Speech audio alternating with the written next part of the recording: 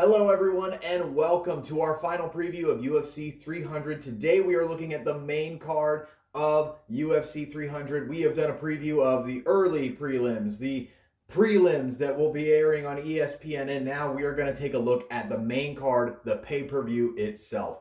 And this is going to be super exciting. This card is going to be incredible.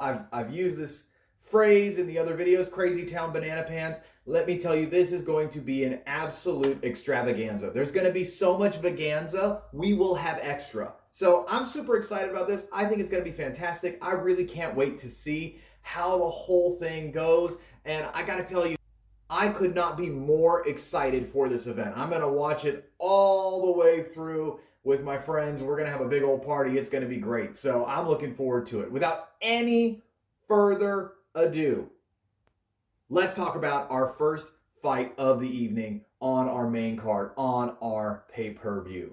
Our first fight is going to be Bo Nickal versus Cody Brundage. This match feels kind of like a setup to me. Cody Brundage has only won 2 of his last 5, and one of those was a DQ win. So when we look at this guy, Cody Brundage, he's a guy who burst onto the scene, and he had a couple wins right away, and then all of a sudden things started to go bad for him. He went on a 3-fight losing streak. He got that DQ win. Then he has a really impressive KO slam win in his last fight. I mean, it was truly a spectacular win. He picked him up, slammed him down from a triangle choke. He beat Zachary Reese. Zachary Reese, who's a guy who's honestly untested in the UFC. He's a guy that we haven't seen a whole lot of. So I don't know how to feel about that. I don't know if it's like, oh, yes, he did it. Or if it's kind of like, well, that's what you'd expect. You know, Zachary Reese is a guy, it's his first fight in the UFC, and that's what happened. So Bo Nickal has been one of the most impressive people that I've seen in a very long time. I think one of the most impressive things I saw out of him early on is he did a grappling match, okay? A grappling match with Gordon Ryan. He did a jiu-jitsu match with the greatest jiu-jitsu practitioner in the world. And he held his own pretty well. Now, to be fair, he kind of manipulated the situation a little bit, I feel. He had some special rules that he did. And so you get this feeling of, you know, oh, well, he's not allowed to pull guard. As soon as he did find a way for Bo to take him down and keep him down, then Gordon Ryan managed to submit him with a triangle choke. All that to say, this is a guy who loves challenges. He has never had a fight go out of the first round. This is a guy who I think we're looking at as a possible future champion. And when I say future champion, I don't mean 5 years down the road. I mean like 2 years, maybe a year and a half down the road, we can see him fighting for a championship. So me personally, I just got to see how this goes. I'm like, man, I would love an upset personally. I think it's really great for a fighter, especially a guy like Bo Nickal who's just dominating everyone early on. If you lose early in your career, it's much better for you than losing later in your career. It's much easier to bounce back from a loss at the beginning because it feels like, oh, well, I've still got more to learn. Bouncing back from a loss later in your career feels like, man, I've got to start all over again. I don't even know who I am anymore because my whole identity as a fighter is wrapped up in me being undefeated. And now starting over might be a little rough. So I'm real interested to see it. I'd love to see Cody Brundage get that upset. I would love for this to be a win that goes on his record and starts building some of that momentum. You know, he's technically got 2 wins in a row right now, and so I'd love for this to be the third. I'd love for him to start moving up into the upper echelons of the middleweight division. Yeah, I think it's going to be fantastic.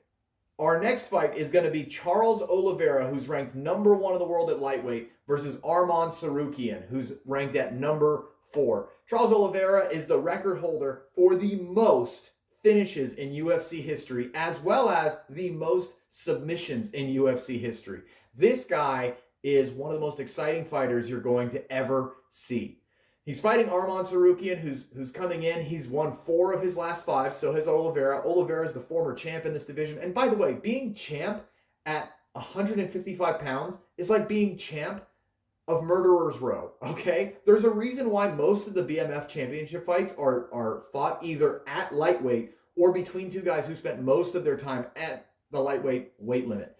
And the reason is that the BMF, the baddest mother effer, is usually the guy who's at the top of the heap at 155. It's amazing. It's an incredible division. And so we have this fight here. Charles Oliveira formerly being the top guy in that division. He wants to get back to that place. He feels like he didn't perform to the best of his ability in his fight against Islam Makhachev. And so he's really looking to show us something in this fight. I think Arman Tsarukyan is a guy who's young, he's hungry, and he is good, okay? Aside from one slip-up against Mateusz Gamrot, he has been absolutely unstoppable inside the UFC's lightweight division. I can't wait for how this fight turns out. Both of them are coming off of big knockout wins over Beneil Dariush. Dariush is no joke, and so I think they're going to look to make this exciting. This is a fight between a guy who's got some of the most finishes in UFC history, and honestly, Tsarukyan doesn't have that many finishes in the UFC that I can think of. At least none that are that incredibly impressive. But this is a great fighter regardless, and so I'm looking forward to seeing it be a knockdown, drag-out fight between the two of them until there's a finish. I think that the way that Oliveira fights, it kind of lends itself to going out on his shield or coming out on top with an impressive finish. It's going to be interesting to see which version of Oliveira shows up. He has had this tendency to go up and down in his fights at various times in his career. I think he's past that. I think he legitimately just lost to Islam Makhachev. I think Makhachev was just better on that night. I don't feel like it was a mental lapse on Oliveira's part, although Oliveira didn't look right in that fight, I'll be honest with you. But we'll all thoroughly enjoy this fight. It's going to be fantastic. Can't wait to see it. Our next fight here is going to be Justin Gaethje versus Max Holloway for the BMF Championship. Remember what I said earlier about the BMF Championship being predominantly in the lightweight division. Okay, this is happening again. Now, Max Holloway has spent most of his career at featherweight. Dana White says he's the greatest featherweight of all time. He is a guy that immediately upon seeing him in the UFC, I knew this guy was going to be champ one day. I knew as soon as I saw him, okay, this guy was going to be something special. And that's a big thing to say considering I think the first time I saw him, he lost his fight. I remember telling people after he had lost to Dennis Bermudez, this guy's going to be champion. Then he went and he lost to Conor McGregor in his next fight, and people were telling me, like, that's the guy that's going to be champion. I'm like, just you wait. This dude is something special. And I was right. Now, to me, that's not hard to tell. You look at Max Holloway, and immediately you knew there was something special. There's a volume striking that he does there. There's a cardio that he has. And this guy is just tough. He can go in there and stand and bang with the best of them. And he's taking shots, but he's also getting out of the way of shots. And so, to me, this is one of the most exciting fights. Justin Gaethje is legitimately the most exciting fighter in the UFC. Okay, he's won 3 of his last 5. Justin Gaethje has 12 UFC post-fight bonuses in 12 fights. 12 bonuses for being an exciting fighter in 12 fights. If that's any indication of what's going to happen here, we are going to see, to quote Ultimate Fighter winner Amir Sodala, awesome-tivity. That's what we're going to see. This is going to be one of those fights where we just walk away going like, I got to see that again. I got to see that again. And not just super fans like me, guys who watch fights over and over again. A normal person would be able to watch this fight again and just go, man, how great was that? These guys are not going to put on anything less than the best. There's a reason why this is the BMF Championship fight. A title, by the way, that I find ridiculous and stupid, and I'm still excited for this fight because these two really are worthy of that title of bad mother effer. It's going to be great to see. Man, I look forward to it. These are guys who love to stand and trade. I don't see this happening on the ground. I love ground fighting as a Brazilian Jiu-Jitsu brown belt. I love seeing the grappling, especially at a high level. I'm not going to see it in this fight, but I'm not complaining. Our next fight is going to be Zhang Weili versus Yan Xiaonan. Now, I was kind of surprised when I found out that Yan Xiaonan was considered the number 1 contender. I thought for sure it'd be Tatiana Suarez or Amanda Lemos that would be over her. Apparently not. It's Yan Xiaonan. I'm not sure why that is. This fight is another one where we're not going to see anyone go to the ground. We're not going to see anyone starting to grapple. This is going to be a knockdown, drag out, beat 'em up. If they go to the ground, it's going to be predominantly some ground and pound, I think, on the part of Zhang Weili. Xiaonan has 0, okay? 0. That's how many submission wins on her record. This is a person who loves to stand and trade, who loves to make it a gritty fight, and that's exactly what she's going to do. And she needs to make this an ugly fight. Okay, Zhang is one of those that's one of the most technical strikers. She's got power strikes at her disposal. This is a fight that Yan needs to make dirty. She's not going to out-technique someone like Zhang Weili. She needs to be smart, but she needs to make it gritty, okay? There's going to be a certain point in this fight where I feel like it's going to end up, she's going to need to fight in a phone booth if she wants to win. And so that's just my opinion of how I think this fight's going to shake out, but I think we're all going to really enjoy it.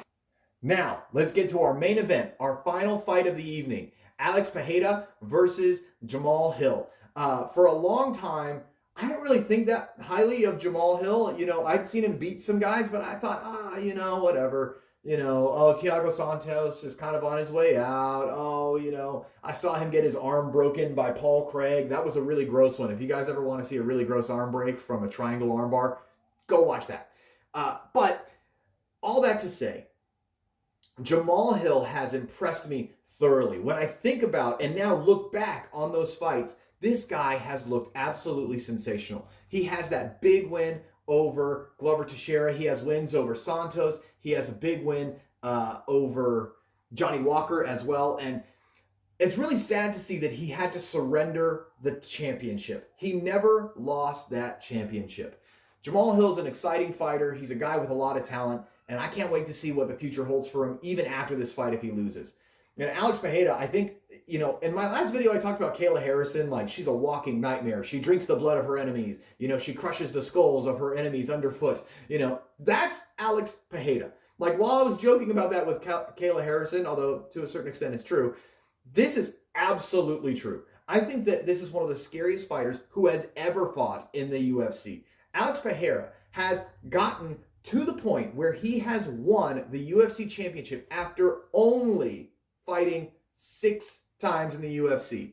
I think a lot of times the way that I look at him, I kind of tend to belittle his accomplishments. I always think back to the Bruno Silva fight. Bruno Silva's a very tough guy.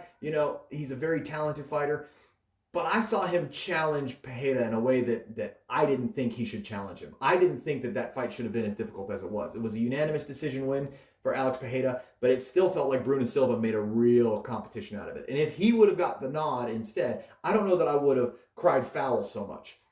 Now, at the same time, when I look back at the Israel Adesanya fight, yes, he got a knockout over Israel Adesanya at UFC, I believe it was 281, but here's the crazy thing. He was down on every judge's scorecard. If he didn't get that knockout, he wasn't winning that fight. He was down 39-37 going into that 5th round. Now, obviously, he did get the knockout. He did become champion, and we all had a great time. But here is the big problem. When I think of Alex Pereira, I think of those performances, and it starts to color the way that I conceive of him as a champion, conceive of him as the guy. Now, all that to say, you win 2 championships in 2 different weight classes after only a handful of fights in the UFC.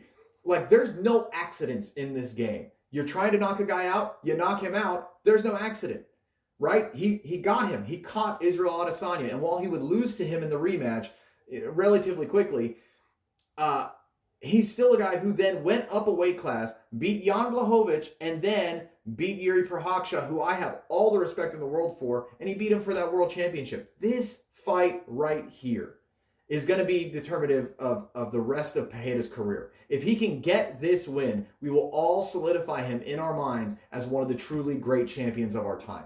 Even if all he does is get this one title defense, there's so few people who win a championship in one division, move up a weight class or down a weight class, get the championship there, and then defend it. There's been a few people who've won a championship in both divisions, but man, the only people I can think of who've defended the championship after moving to another division are people like Amanda Nunes, Daniel Cormier, and I believe Henry Cejudo defended one time.